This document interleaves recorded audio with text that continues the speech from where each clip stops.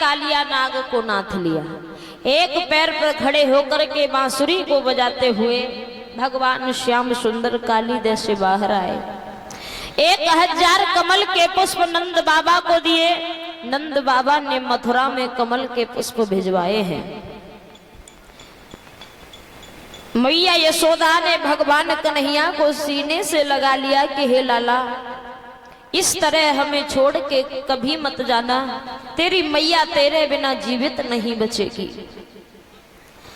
एक बार क्या हुआ परीक्षित महाराज जी, सभी गोपिकाएं जमुना जी में नग्न होकर के स्नान कर रही थी। वस्त्र उतार करके जमुना जी की पार पे रख दिए थे। तो भगवान कन्हैया ने देखा तो विचार किया कि ये तो बड़ा ही गलत है। तो भगवान कन्हैया ने गोपियों के वस्त्र उठाए और वस्त्र लेकर के कदम की डाली पे चढ़ गए। गोपियों ने स्नान कर लिया।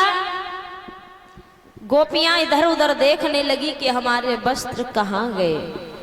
देखा तो भगवान कन्हैया वस्त्र लेकर के कदम की डाली पर बैठे हुए हैं। गोपियां कहने लगी, हे कन्हैया, हमारे वस्त्र हमें वापस कर दो। भगवान कन्हैया कहने लगे, ना, मैं ऐसे तुम्हारे वस्त्र नहीं दूंगा, मेरी एक शर्त है। परीक्षित महाराज जी, भगवान कन्हैया कहने लगे कि तुम हमें वचन दो कि आज के बाद जमुना जी में नग्न होकर के स्नान नहीं करोगी। माताओं को कभी जल में नग्न होकर के स्नान नहीं करना चाहिए, क्योंकि जल में वरुण देवता का वास होता है। तो गोपियां कहने लगी, हे कन्हैया, हमारे वस्त्र तुम हमें वापस कर दो। हम तुम्हें वचन देते हैं कि आज के बाद जमुना जी में नग्न होकर के स्नान नहीं करेंगे। भगवान कन्हैया ने गोपियों के वस्त्र गोपियों को वापस कर दिए। इधर परीक्षित महाराज, कार्तिक कृष्ण चतुर्दश आ जाती है और कार्तिक कृष्ण चतुर्दश के दिन सभी ब्रजवासी उस देवराज इंद्र की पूजा करते थे। भगवान कन्हैया ने देखा, गोवर्धन बनवा दो पंडित जी। भगवान कन्हैया ने देखा कि आज सभी के घर में अच्छे अच्छे पकवान बन रहे हैं। तो मैया यशोदा से पूछने लगे भगवान कन्हैया कि मैया, ये आज नया उत्सव किस लिए मनाया जाता है, किसके स्वागत सत्कारों का सामान सजाया जाता है। हे मैया, आज कौन सा त्योहार है और आज के दिन किसकी पूजा होती है? सो सभी ग्वाल बाल नए नए वस्त्र पहन करके और जा रहे हैं कि यशोदा तो चुप हो गई और बोले, बाबा नंद, तुम्हें नहीं मालूम है बेटा यादव चंद।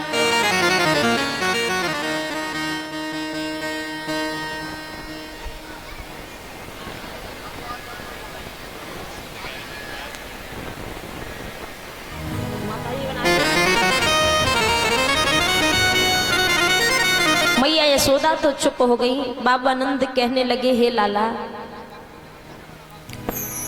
आज कार्तिक कृष्ण चतुर्दश है और आज के दिन उस देवराज इंद्र की पूजा होती है।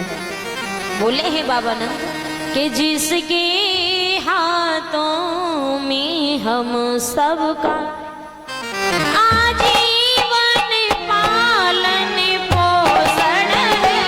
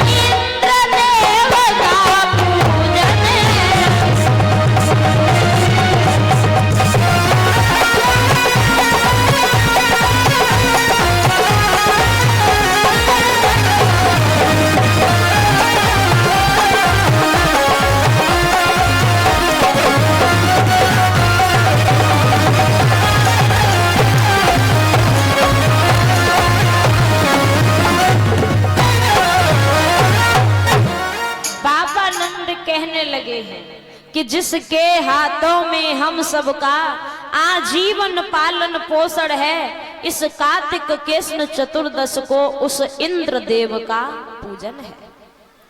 आज उस देवराज इंद्र की पूजा होती है जो पृथ्वी पर जल बरसा करके हमें धन और धान्य की प्राप्ति कराता है, हमें अनाज की प्राप्ति होती है। तो भगवान कन्हैया जवाब दे करके कहने लगे हैं,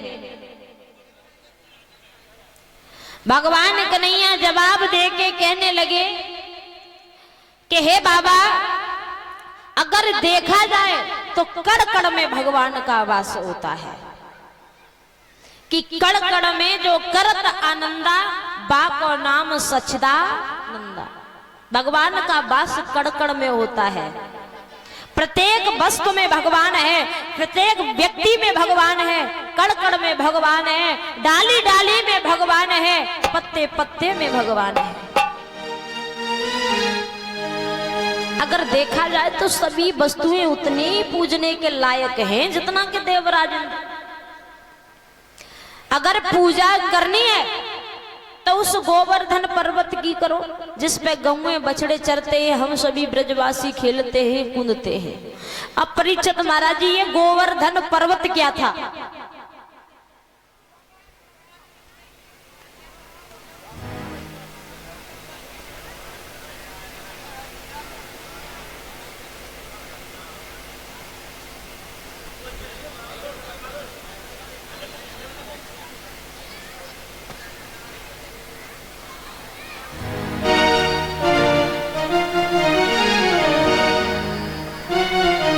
सुना लो, हम पहले तुम्हारी सुन ले तब सुना लेंगे हम। वो तो बन ही रहे।